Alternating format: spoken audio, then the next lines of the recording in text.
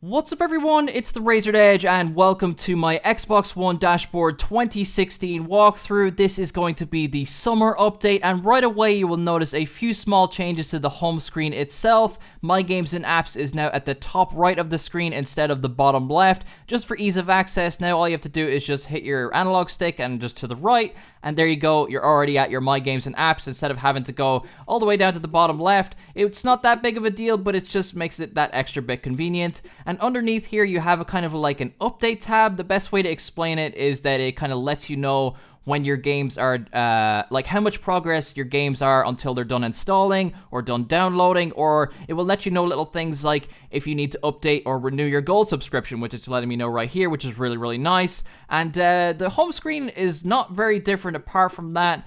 Obviously down here the My Games and Apps is gone now, and I'm not sure if this was made clear before, but you can actually move your pins by just hitting the Y button, and you can just carry them over, place them wherever you want.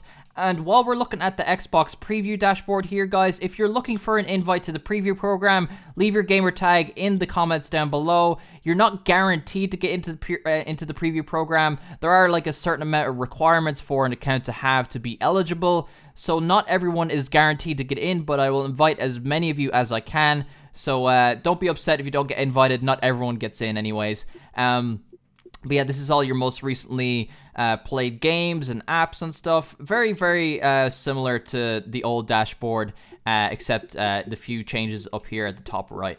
So before we get into My Games and Apps, which I think is the biggest change of this dashboard update, we'll go take a look at community. This is very much the same, except now you can actually refresh to update the feed. It's very much like Twitter, Instagram. It seems like they're very much trying to make this like a social media feed, and it definitely does work. I get a lot of interactions when I make posts and stuff like that. I would probably like to see some actual like social media integration in the future. Maybe if you made a message from here, maybe it could get sent to your Twitter feed or something. I think that'd be really cool. But that's just a bit of a wish list on my part.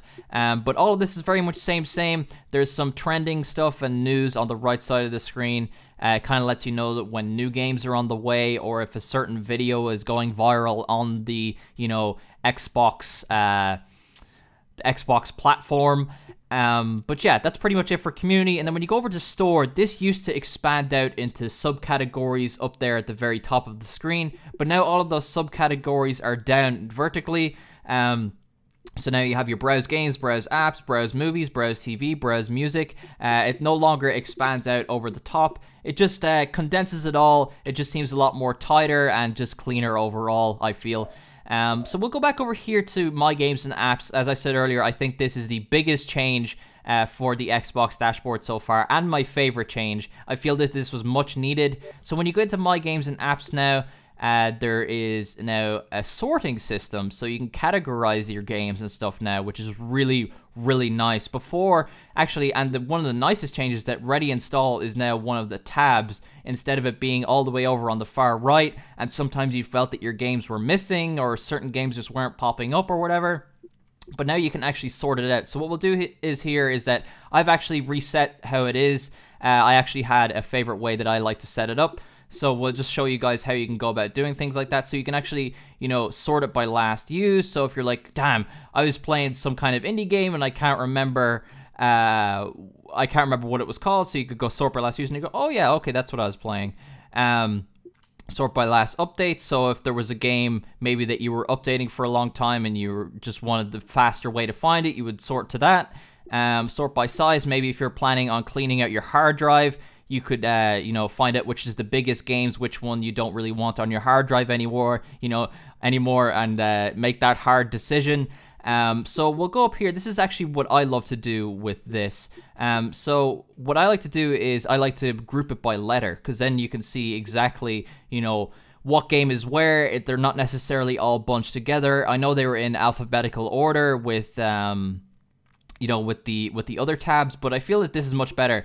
And if you're looking for a certain game in particular, like I play a lot of Gears of War, so what you could do is you can click on like the letter A here, just hit A, and then you can go to G. So if I'm looking for Gears of War, and here we go, here's all the Gears of War games. So you know that that's the easiest way to access it, or you can just, you know, hit the right trigger or left trigger and go up and down. It's whatever way you prefer. The fastest way I feel is probably just doing this. You know, hit D. There's Dark Souls. We'll get our asses kicked by some bosses.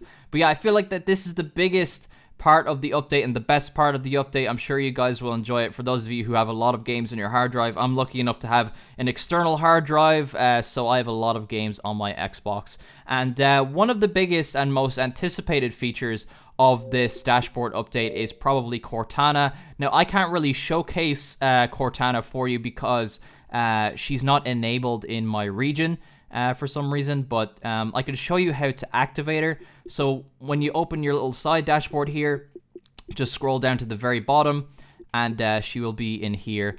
I'm calling her she. I just associate it with Halo so much. So as you can see, it's not enabled for me in my region yet. I'm sure that will eventually come to be. But yeah, that's pretty much it for the major changes when it comes to the dashboard. There's a couple of option changes as well that I can show you guys real quick. So when you open here and go to settings again, you go to all settings, you can like enable, where is it? Let me see. There's some activity feed settings that you can change.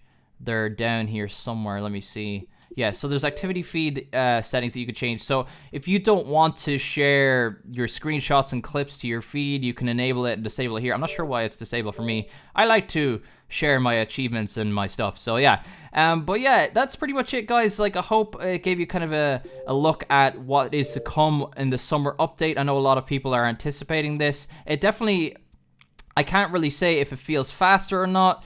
I'm not going to make a comment there, but yeah, I hope you guys enjoyed the walkthrough of the dashboard. If you did, be sure to drop a like, and I will see you guys next time.